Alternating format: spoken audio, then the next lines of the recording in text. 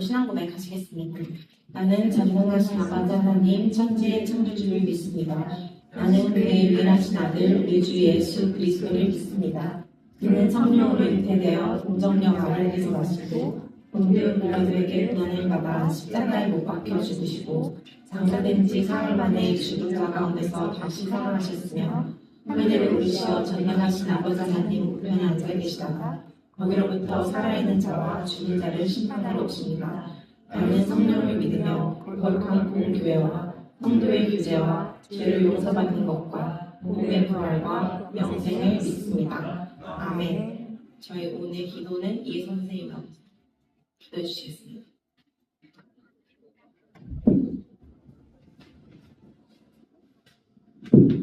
기도드리겠습니다. 사랑과 은혜가 풍성하신 하나님 아버지, 오늘도 저희 중고등부 예배 가운데 함께 하시며 감사드립니다. 이 시간 저희의 마음과 생각을 하나님께 집중하게 하시고 흩어지던 마음들을 모여 온전히 주님을 바라보는 시간이 되게 하여 주옵소서. 각자의 삶과 고민, 학업과 관계 속에서 지치고 흔들릴 때에도 하나님께서 늘 함께 하신다는 사실을 잊지 않게 하시고 주님 안에서 참된 위로와 힘을 얻도록 인도하여 주시옵소서. 말씀을 전하시는 목사님께 성령의 능력을 더하여 주시고 그 말씀이 단순한 지식이 아니라 우리의 삶을 변화시키는 살아있는 말씀이 되게 하여 주시옵소서. 또한 저희 교사들에게도 지혜와 사랑을 더하셔서 학생들을 진심으로 품고 섬길 수 있는 마음을 허락하여 주시고 말과 행동으로 본이 되는 교사가 되게 하여 주시옵소서. 이 예배의 처음과 끝을 주님께 맡겨드리며 모든 영광을 예수님께 올립니다. 예수 그리스도의 이름으로 기도드렸습니다. 아멘.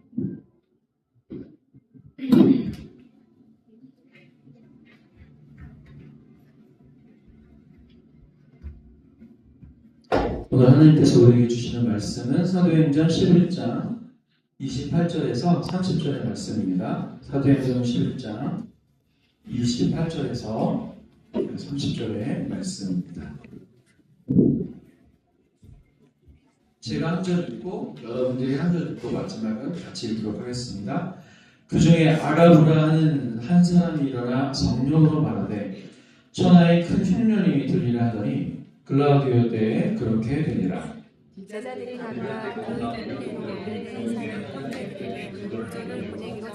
마치겠습니다. 이를 실행하여 바나바와 바울 사도신으로 장로들에게 보내라. 아멘. 우리 함께 찬송하시면서 준비하신 예물을 주님 앞에 드리시겠습니다.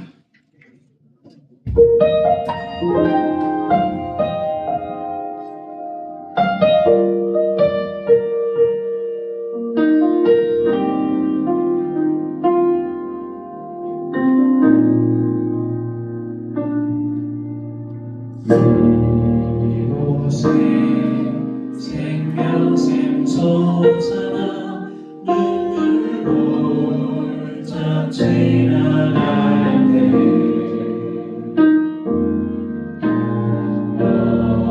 어쩌다 열매 맺히고 웃음소리 넘쳐나리라. 이곳에 생명샘 솟아나 눈물 자 지나갈 때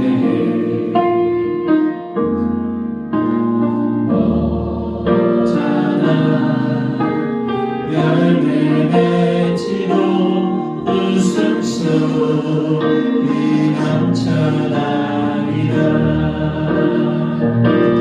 꽃들도 구름도 바람도 낡은 바다도 찬양하라 찬양하라 예수를. 하늘을 울리며 노래해 나의 영혼아. 은혜의 주 은혜의 주 은혜의 주.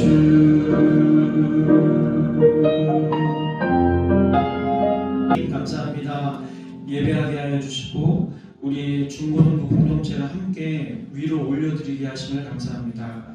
예배를 드릴 때마다 우리의 삶의 근원과 우리의 삶을 인도하시는 분, 우리 삶의 주인이 주님이심을 인정하며 감사하는 시간 되게 도와주시고, 드려진 예물 가운데는 주님께서 함께 하셔서 이것이 주의 뜻대로 하나님을 사랑하는 일에, 이웃을 사랑하는 일에 쓰이게 하여 주옵소서. 드린 우리 친구들마다 넉넉하고 풍성한 마음 품게 하셔서 다른 일을 도우며 살아가는 귀한 마음 품게 하여 주옵소서. 오늘 말씀 가운데 함께 하시고 인도하시기를 소망합니다. 예수님의 이름으로 기도드립니다. 아멘. 자, 오늘 하나님의 말씀은요, 은혜로, 진실로, 그 힘대로입니다. 자, 오늘 하나님 말씀 읽었는데 이 말씀이 벌어진 지역이 바로 안디옥입니다. 우리 안디옥이 어딘지 모르시죠? 자, 보시면 지중해가 이렇게 있고 여기 섬이 하나 또 떠있네요. 여기는 이제 키프로스라는 섬인데 섬이 하나 떠있고, 자, 여기에 안디옥, 그리고 여기에 다마스커스, 여기 예루살렘이 있습니다. 여러분, 여기 안디옥에서 예루살렘의 거리가 얼마나 될까요? 네, 한 직선 거리로 이제 고속도로 뚫린 거로만 계산을 했더니 구글 지도에서 제가 계산을 해봤어요. 한 780km 정도 나오더라고요. 여러분, 780km면은 옛날에 우리가 지금 사도행전이 배경이 1세기예요. 1세기면은 우리나라 한국사로 치면 뭐예요? 고조선 시대잖아요.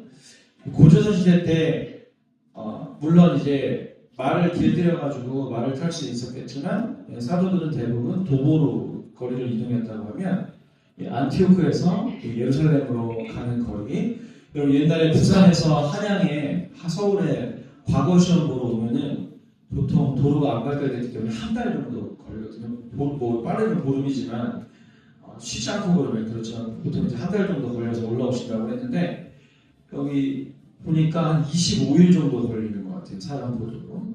자, 오늘 이 안디옥 교회와 예루살렘 교회 사이에 있었던 사건이 이제 있는데 먼저 우리가 안디옥 교회에 대해서 좀 이해를 해보고자 해요. 일단 안디옥은 수리아라는 곳에 있었는데 저게 이제 오늘날 시리아입니다. 시리아라는 나라에 안티오크라는 도시가 있는데 이 안티오크의 교회가 개척이 되면서 놀라운 일이 생겼어요. 믿는 자들이 정말 많아졌습니다. 그도 그럴 것이 이제 예루살렘 교회에 박해가 생기면서 이제 이 예루살렘 교회에 있는 이 많은 크리스찬들이 이제 여기서 떨어져 나가서 막 흩어집니다. 그것을 이제 디아스포라라는 이제 단어를 쓰는데 흩어졌다 이런 뜻을 이제 갖고 있는데 이 디아스포라들이 안티오크로 저쪽 길리기아 다소로 이제 저쪽이 터키인데요. 터키로 그리스로 주변에 있는 아프리카의 알렉산드리아로 에티오피아로 막 흩어지기 시작했어요. 이 흩어진 가운데에 바로 가까웠던 이웃이었던 이 안티오크에 이제 가게 되었는데요. 중요한 사실은 이 믿는 자가 많아지긴 많아졌는데 이들에게 성경을 교육하고 하나님의 진리를 설명하실 분들이 필요하잖아요. 그래서 예루살렘 교회에서 남아있었던 예루살렘 교회에서 회의를 해서 바나바를 파송하기로 결정을 합니다. 네. 그냥 들친 거예요.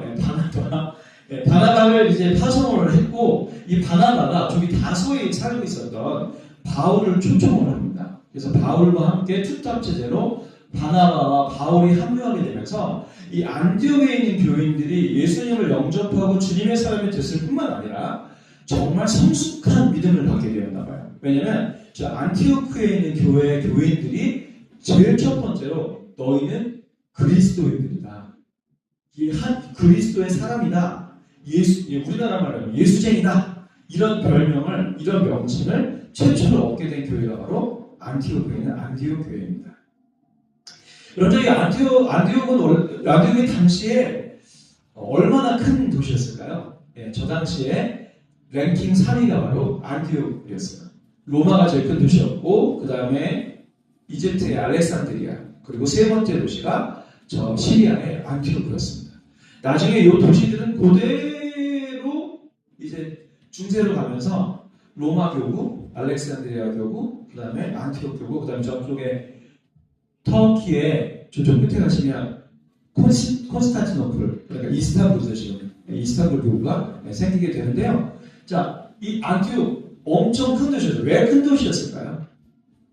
네, 바로 헬라 제국, 알렉산드리아 대왕의 제국이 알렉산드리아가 동방 원정을 떠났다가 모기에 물려서 죽어요.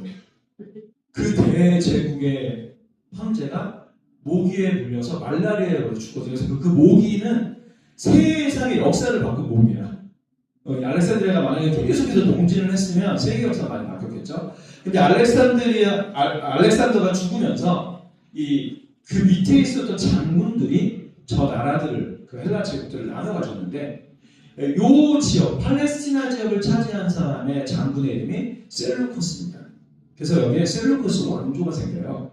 근데 이 셀루쿠스의 아버지가 이름이 뭐였냐? 안티오크였습니다. 그래서 자기네 아버지를 기리기 위해서 안티오크라는 도시를 이제 만들었어요. 근데 세계 3대 도시로 성장을 하게 된 거죠. 여러분, 주님께서 사도행전에 보면 이 도시들을 점령해 나가시는데요. 뭐 하나님을 위하여 도시를 점령하라, 뭐 조이 도우시냐고 이런 책도 쓰셨는데, 이 도시들을 점령해 나갈 때 하나님께서는 주요 거점 도시들을 점령하게 하시죠. 뭐 우리가 성경에서 만나는 고린도라는 도시, 데살로니카라는 도시, 빌립보라는 도시, 골로새라는 도시, 이런 도시들은 다 거점 지방, 아주 좋은 교통의 요지라든지, 또 빌립보 같은 경우에는 그 빌립보라는 도시, 필리포스 위에 도로를 따라서 쭉 가다 보면은 로마로 들어가는 아피아 가도를 만나게 돼요. 그러니까 빌립보는 로마 선교를 위한 전초기지였던 거죠. 그래서 이렇게 바울이 이제 그렇게 전도할 때 안티오크도 굉장히 중요한 도시였습니다. 그리고 하나님께서는 저 안티옥 도시를, 안티옥 교회를 선교의 전초기지로 만드시고 크게 성장케 하신 거죠.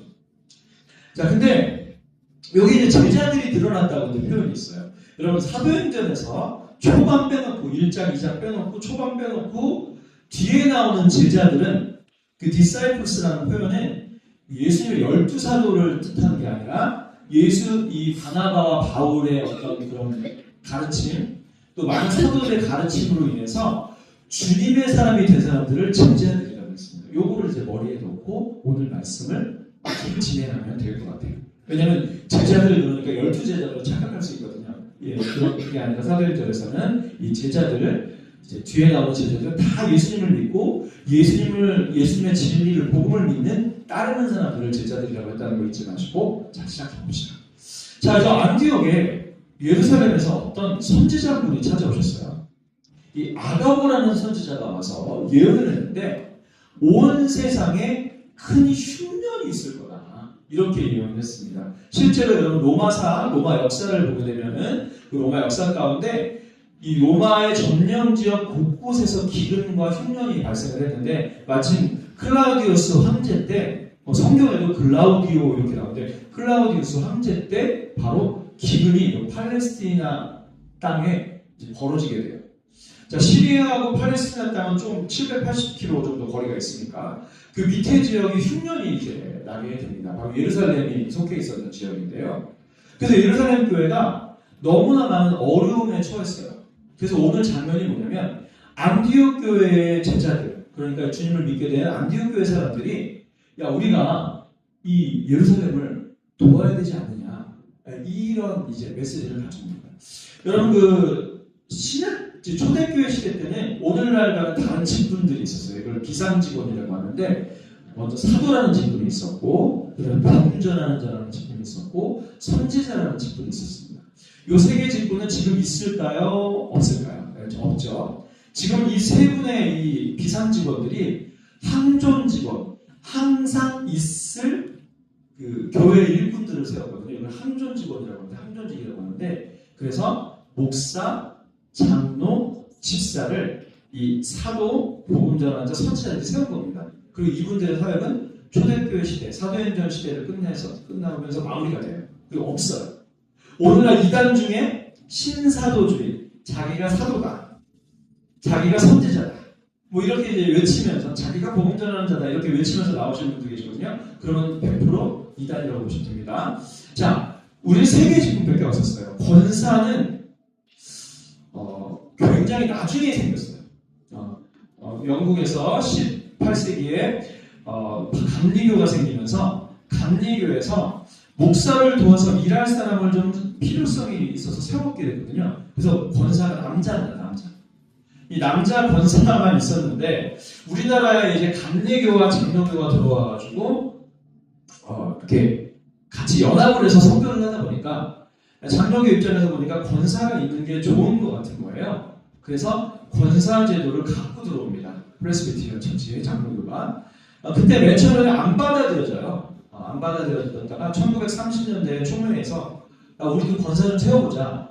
그런데 이 권사가 남자가 아니라 이제 여자로 이제 바뀌게 되는 거죠. 장로교로 오면서. 그리고 계속해서 허락을 안 해주시다가 초명에서 1955년인가요? 그때 초명 때 비로소 권사를 임시직으로 이제 허락을 합니다. 그래서 사실은 권사는 성경에 나와 있는 3대 직분은 아니에요. 그래서 이제 임시직인데 오늘날에는 이제 일꾼들이 이제 많이 배출되다 보니까 항존직으로 바뀌는 추세인 것이죠. 자, 요것만 좀 알아두시면 좋겠고 아무튼 이 아가보라는 예언, 아가보라는 선지자의 예언이 어떻게 보면 안디옥 교회에 그런 마음을 주신 것 같아요. 이게 남쪽에 흉년이 들면 예루살렘 교회가 어려울 텐데 아니나 달라 예루살렘 교회가 흉년 때문에 아주 어려움에 처했고 이 제자들이 십시일반 돈을 모아서 또 재정을 모아서 이 예루살렘 교회를 돕게 되는 일이 있는 것입니다. 결국 교회가 교회를 도운 것이죠. 지체가 지체를 도운 것이죠. 바로 이것이 교회의 5대 사명 중에 하나인 구제입니다. 여러분 이 구제는요 교회의 5대 사명이 뭐예요? 맨 처음에는 우리 제일 중요한 거 첫 번째 예배입니다. 예배를 통해 모든 것이 생겨요. 하나님을 경외하는 마음, 성경에 대한 진리에 대한 지식, 또 어떤 하나님께서 우리에게 주신 은혜에 대한 감사, 예배. 그때 예배를 통해서 말씀이 선포되어지니까 주님을 영접하게 되는 일도 있고, 하여튼 너무나 가장 중요한 일이죠. 그 다음에 교육이 있습니다. 그래서 우리 중고등부가 존재하는 것이고, 그리고 선교가 있고, 그리고 봉사일이 있습니다. 봉사는 뭐냐면 교회가 서로 봉사를 통해서 교회라는 이 공동체를 키워나가는 거예요. 그래서 여러분 교회는 많은 봉사자들이 있어요. 교사라는 봉사자들도 있고 또 저기 앞에서 막 주차하시는 봉사위원들도 있고 또 찬양대도 있고 이렇습니다. 근데 빠질 수 없는 거 바로 구제예요. 여러분 이 구제는 그러면 어떻게 해야 될 것인가? 또 어떤 마음을 가지고 해야 될 것인가? 라고 했을 때 오늘 설교 제목처럼 첫 번째는 은혜로입니다. 구제는 은혜로 하는 거예요. 그러니까 무슨 얘기냐? 은혜를 받은 사람들이 그 은혜가 충만하여져 가지고 이 나의 이 마음의 이 항아리가 마음의 이 자리가 은혜가 부어져서 넘쳐나는 거거든요. 네. 오버플로우 되는 거지. 네. 그래서 플로잉 하는 겁니다. 흘려보내는 거거든요. 이게 이제 구제예요. 야 너는 구제를 해야만 해가지고 하는 거는 사실 구제의 성격상 맞지가 않습니다. 여러분 구제를 해야만 한다. 그럼 이제 다음 거는 좀 이제 다음 장에 다룰 건데 그거는 이제 공산당이죠. 야 우리는 다 같이 평등하게 살고 너네들은 그걸 나눠줘야만 해. 라는 법이 있어가지고 하는 거. 이거는 구제는 아니에요. 구제의 성격은 뭐냐? 하나님께 은혜를 받고 믿음을 받은 자가 그것이 은혜가 충만하여져서 이제 흘려보내는 것이죠. 그래서 사도행전 2장 44절에서 45절에 그들이 많은 것들을 통용하고 같이 나눠 쓰고 이런 것들이 자발적으로 예수는 사회주의자였습니다. 예수는 공산주의자였습니다라고 주장하시는 이런 해방신학, 진보신학자들은 야 예수님 믿는 사람들이 나눠 쓰는 거 맞지 않냐 이렇게 얘기하는데 아니에요. 자발적인 거예요. 자유를 인정한 겁니다. 여러분 주님께서도 우리가 주님을 믿고 주님을 따를 때 자발적으로 하는 설득하시거든요. 야 너는 하나님의 자녀니까 너 나만 따라와야 돼. 너 나만 사랑해야 돼. 이렇게 안 하세요. 우리가 주님을 사랑할 수 있도록 우리를 많은 말씀과 사건을 통해서 설득해 주시거든요. 구제라는 거예요. 우리에게 믿음이 생기고 그 믿음의 은혜가 충만히 흘러넘쳐서 흘러가게 하는 거예요. 그게 바로 구제인 것이죠. 그래서 구제는 은혜로 하는 거예요. 이것을 잊지 마셔야 돼요. 야 너는 왜 구제 안 해? 이렇게 우리는 정죄할 수 없어요. 그러니까 은혜가 넘쳐서 그 넘치는 것으로 구제하게 되는 것입니다. 두 번째는 여러분 진심으로 하는 겁니다. 이 진심으로 한다는 것은 뭐예요? 이게 한 마음이 되고 서로를 위하게 되거든요. 우리 사도행전 4장의 초대교회의 모습들은 믿는 무리가 한 마음으로 한 뜻이 되어서 서로를 뭐야? 형제, 자매로 부르죠. 그래서 여러분 교회에 오면은 누구누구 형제, 누구누구 자매 이렇게 부르거나 또는 직분을 부르죠. 누구누구 집사님, 권사님 부르지만 원래는 우리가 형제요, 그리스도 안에서 자매로 부르는 거예요. 그래서 뭐예요? 이 사람이 너무너무 걱정이 되잖아요. 그럼 기도하게 되고 이 사람이 너무너무 어려워하잖아요. 돕게 되고 이런 게 진심이에요. 그러면서 우리 교회가 하나가 되어서 하나로 나가는 일, 이것이 구제예요. 여러분 이 구제는요 우리가 다른 지체를 향한 마음에서 나오는 거예요. 그러니까 뭐가 돼야 돼요? 진심으로. 진심으로. 근데 한국교회 현실은 어떠냐? 구제를 많이 해놓고 본인 교회 이름이나 교육자 이름 쫙 올려요. 우리 담임 목사님 누구? 우리 교회가 이만큼 했습니다. 영웅 만들기를 너무 잘해요. 근데 여러분 구제는 뭐예요?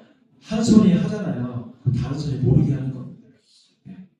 그게 진짜 구제고 그래야 진심으로 할 수가 있어요.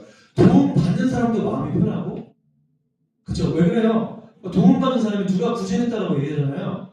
그럼 괜히 미안해지고 이런 거예요. 우리 성격이 그래. 우리의 이 마음이 그래요. 그래서 우리는 어때요? 진심으로 하되 영웅 만들기로 하면 안 돼요. 근데 우리 한국교회는요 영웅 만들기 너무 잘해요. 누구누구 목사님이 담임하시는 누구누구 교회가 이만큼 했다. 엄청 나타나게 좋아하고 막 이렇습니다. 이렇게 하는 게 아니라 그냥 진심을 담아 우리가 한 교회이고 오직 그러면 영광은 누가 받으셔야 되는 거예요? 교회의 머리는 예수 그리스도니까 구제를 통해 영광 받으실 분은 예수님이죠. 근데 자꾸 구제를 통해서 누군가 영웅을 만들어가지고 이 미담을 막 전하기를 원하는 거죠. 근데 이것이 주님의 뜻은 아닙니다. 구제라는 것은 진심으로 우리가 한 마음 한 뜻으로 진심으로 돕고 또 도움받은 사람도 부담스럽지 않게 이렇게 그냥 겸손하게 하는 걸 구제라고 하는 것이죠. 세 번째는 그 힘대로입니다. 여러분 주께서 우리에게 구제를 시킬 때 야, 니들이 갖고 있는 거 다 갖다 바쳐. 다 가져와. 이렇지 않죠? 이단의 특징이 뭔지 아세요? 야, 니네 거 다 필요 없어. 다 갖다 바쳐. 근데 여러분, 주님이 그러신 분이 아니에요. 하늘 아버지께서는 마태복음 6장의 표현처럼 너희들에게 의식주가 있어야 하고 필요할 것을 아시는 분이세요. 그리고 우리의 연약함도 또한 아세요. 우리의 연약함은 뭐예요? 자기 소유가 필요해. 그 자기 소유가 필요한 마음이 그게 우리의 현재 상태야. 그거를 하나님께서 너무 잘 이해하세요. 우리가 의식주가 있어야 될 거, 최소한의 필요가 있어야 될 거 다 알고 계십니다. 그래서 주께서 우리의 삶을 존중하시죠. 이게 은혜예요, 사실은. 사실 우리는 욕심도 많은 사람들이고 좀 갖고 싶은 것도 많은데 그냥 주께서 그거를 다 이해해 주시는 거예요. 근데 이거를 이해 못한 사람들이 누구야? 봉사주의자들이야. 야, 이렇게 하면 유토피아가 날 거다. 야, 생산한 거를 동등하게 나누면 괜찮을 거다. 그들이 간과한 게 있죠. 우리는 소유욕이 있다. 모든 인간은 다 그래요. 웃기네요. 공산주의 사람들도 사회주의 사람들도 공산당은 더 많이 가져요. 이게 모순이에요, 여러분. 그래서 북한이 싫은 거예요. 자기네들은 유토피아고 자기네들이 천국이라고 얘기하면서 한 사람이 다 하죠. 평양에 있는 사람이 다 하죠. 이게 뭡니까? 그죠? 그래서 주께서는 우리에게 구제를 할 때 뭐예요? 우리가 소유가 필요하고 우리가 최소한의 의식주가 우리의 삶을 존중하시면서도 그러나 형편에서 최선을 다해줬으면 좋겠다. 제자들이 어떻게 구제를 했대요? 그 힘대로 구제했다고 오늘 본문 말씀입니다. 그 힘대로는 뭐예요? 그 형편에서 최선을 다하는 것이고 두 번째, 필요 없는 것을 나누는 게 아니라 소중한 것을 나누는 거예요. 내가 이 소중한 것을 줘도 내 힘대로 괜찮겠다. 그러나 쓸모없는 것을 주는 마음은 진심도 아니고 그건 아무것도 아니지 사실. 여러분 그 옛날에 바자회 같은 거 많이 했잖아요 교회에서. 그러면은 제일 좋은 거를 내놔야 되는데 집에서 분리수거 구해야 되는 거 내가지고 3,000원에 팔고 이게 안 된다는 거예요. 이게 이 가장 소중한 거를 그러니까 내가 내어도 괜찮지만 소중한 거야. 그건 이제 플로잉 하는 거죠. 내놓는 거죠. 제가 한 번은 제가 이제 어쿠스틱 기타 좋은 거를 갖고 있었어요. 근데 이제 너무 같이 사역하면서 너무 이 후배 목사님이 좋은 거예요, 제가. 근데 집안 형편은 좀 안 좋았어요. 그래서 제 기타도 되게 좋은 거거든요. 픽업만 그 전기장치만 거의 40만 원 넘는 거예요, 피시면. 그거를 줬어요. 훌륭했어요. 저는 뭐 제가 쓰면 좋지. 근데 제가 이걸 줘도 저는 집에 기타가 또 있는 거야. 그래서 소중한 거지만 줄 수 있겠더라고요. 요런 이 사람이 필요로 하고 앞으로 찬양사를 계속 해야 되는데 내 기타가 필요하겠구나 하고 주는 거죠. 이 친구가 쓰던 기타는 5만 원짜리 기타예요. 제가 준 기타는 180만 원짜리 기타였어요. 아무튼 뭐 이렇게 근데 저는 집에 기타도 있으니까 그래서 이렇게 쭉 이렇게 플로잉 할 수 있는 거죠. 그런 겁니다. 형편에서 최선을 다하고 필요 없는 것을 준비하면 소중한 것을 나누는 거예요. 이게 구제예요. 나 구제해야지 항상 내가 필요 없는 거 내는 거 아닌 거죠. 그러나 나한테 필요가 없는데 소중한 거다. 그럼 내놓을 수 있는 거죠. 그렇습니다. 자, 말씀 마무리하겠습니다. 그리스도인의 삶은 구제를 해야 되는데 이 구제의 유익은 이퀄 주님의 뜻입니다. 여러분 우리가 구제하다 보면요. 신명기 15장 말씀에 너희는 반드시 그에게 구제할 것이요 하면서 이제 구제에 대해서 나오는데 끝에 내게 복을 주시리라 그랬습니다. 그럼 이 복이 뭘까요? 첫 번째는 지체가 하나로. 여러분 구제하다 보면요 지체가 하나 됩니다.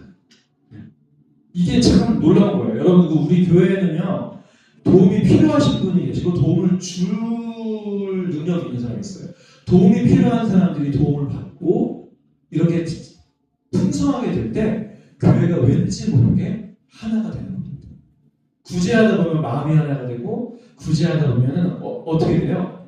따뜻해지고 하나가 되는 것입니다. 또 여러분 구제를 통해서 주님께서 일하시는데 바로 열방에 복음이 전해지는 거죠. 여러분 선교사님들이 조선 땅에 와가지고 제일 처음에 한 일이 뭐였어요? 구제예요. 의료 선교, 교육 선교를 통해서 구제하는 거예요. 무료로 교육시켜주고 이 교육시킨 사람들이 성장하여서 또 한 사회의 한 부분을 담당하고 뭐 이러면서 먼저 구제를 통해서 뭐가 되어요? 열방에 복음이 전해져요. 구제 안 하고 복음이 전해지는 일은 없어요. 구제를 하면서 같이 가요. 구제와 복음이 같이 가. 성교로 구제하면 그래요. 그래서 구제 물품도 많이 필요하고 구제 사역이 필요한 거죠. 구제를 통해 뭐라고요? 열방에 복음이 전해집니다. 또 구제를 통해 하나님 나라가 보여지는 거예요. 와 예수님 믿는 사람들 하나님 나라 백성들은 나누는 사람들이구나. 저들은 뭐길래 저렇게 나눌까? 하나님 나라이기 때문에. 하나님 나라는 그럴 거예요. 나누고 그 나눔을 통해 성장하게 되는 거죠. 자 그리고요 무엇보다도요 여러분 그거 아세요? 구제하고 나오면 우리 마음이 기뻐요. 이것은 사실이에요. 왜요? 우리가 주님의 사람들이기 때문에 주님의 성품을 따라 살잖아요. 그러면 세상이 줄 수 없는 기쁨이 넘칩니다. 제가 여러 번 얘기해서 미안한데 이 금호동 그 언덕에 그 연탄을 아직도 떼시는 많은 그 불우한 독거 노인들이 많이 살고 계세요. 진짜 연탄이 오늘날 시대도 필요할까? 필요하더라고요. 그래가지고 목사님이 이제 목사님 출강하고 있는 성동고등학교 친구들이랑 같이 연탄을 2,000장을 배달하러 갔어요. 그날 좀 힘들었어요. 힘들었는데 연탄을 다 이제 어르신들 집에 넣어드리고 다들 시커멓게 돼가지고 이게 아무도 치려고 그러는데 이게 다 시커멓게 되더라고요. 아주 사진 한번 보여드릴게요. 새카만 새끼들이 다 돼가지고 시커멓게 돼가지고 내려오는데 내려와서 거기 밑에 금호초등학교에 모여가지고 손잡고 기도하는데 우리 친구들의 얼굴이 제 얼굴이 이것도 웃기긴 한데 너무 밝은 거예요. 이 마음속에서 그 구제한 기쁨이 많이 넘치는 거예요. 이런 거예요, 여러분. 내 삶에 기쁨이 없다? 구제 한번 해보세요. 얼마나 많은 기쁨이 우리 가운데 넘치는지 모릅니다. 왜요? 이것이 주께서 구제한 사람들에게 주는 복이에요. 내가 주님의 성품을 따라갔고 내가 주님의 언저리만이라도 내가 닮아가려고 했구나, 이런 것도 있고, 또 우리의 그 구제를 통해서 한 사람의 영혼이 따뜻해질 걸 생각하니까 기쁨이 넘칠 수밖에 없는 거죠. 그날 다 마치고서 기도 마치고 찍은 사진이 한 장 있어요. 그거를 보시라고요. 사진이 한 장 있는데 얼굴 보면요, 시커매한 거 다 웃고 있어요. 기분이 넘치는 거예요. 그날 힘들긴 했어요. 온 몸에서 이 연탄 그 가루들이 뭐 샤워를 해도 계속 검은 물이 나오고 옷도 완전 2번씩 빨고 이래도 뭐야? 기쁨이 넘치는 거예요. 아무쪼록 우리 사랑하는 친구들, 우리 주님께서 오늘 우리에게 안디옥 교회와 예루살렘 교회의 사건을 통해서 우리에게 구제하는 삶에 대해서 도전하셨습니다. 여러분이 공부하는 이유도 그 중에 공부하는 여러 가지 이유 중에 하나도 어쩌면 구제일 것 같아요. 여러분의 것들을 나누는 거. 여러분 꼭 물질로만 구제하는 거 아닙니다. 여러분의 재능을 나누고, 여러분의 시간을 나누고, 여러분의 삶을 나누는 것들. 이러한 삶을 위해서 우리 친구들을 공부시키시고 지금 준비하게 하신다는 사실. 우리 수능을 향해 막 나가고 대학을 향해 막 나가는 인생이라고만 생각하지 마시고, 우리가 구제하기 위해서 공부를 하는구나. 우리가 어떤 누구에게 손을 내밀기 위해서, 이 그리스도인의 삶을 살기 위해서, 그분을 따르는 제자로서 하나님의 백성으로 살기 위해 공부한다는 사실을 잊지 않으시고, 여러분의 공부가 보람이 있고 아름다운 그런 시간들이 되기를 주님의 이름으로 축원합니다. 우리 다 같이 일어나셔서 찬양하시겠습니다.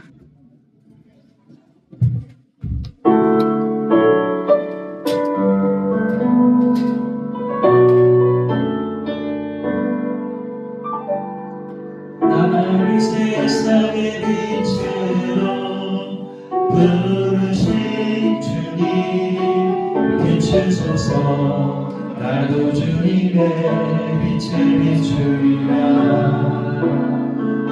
우리 구제의 삶을 살기 원합니다. 나를 세상의 빛으로 부르신 주님, 비추소서. 나도 주님의 빛을 비추리라. 어둠을 밝히는 빛, 온 세상을 비추는 빛, 상해의 마음이 숨기지 못하네. 어둠을 밝히는 빛, 온 세상을 비추는 빛, 상해의 마음이 숨기지 못하네. 나를 세상의 빛으로 부르신 주님, 비추소서. 나도 주님의 빛을 비추리라. 나를 세상의 빛으로 부르신 주님, 비추소서. 나도 주님의 빛을 비추리라. 어둠을 밝히는 빛, 온 세상을 비추는 빛, 사랑의 마음이 숨기지 못하네. 어둠을 밝히는 빛, 어둠을 밝히는 빛, 온 세상을 비추는 빛, 사랑의 마음이 숨기지 못하네.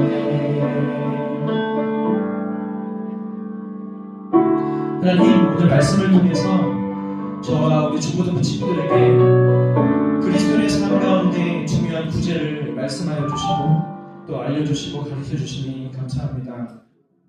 세상은 나만 위해 삽니다.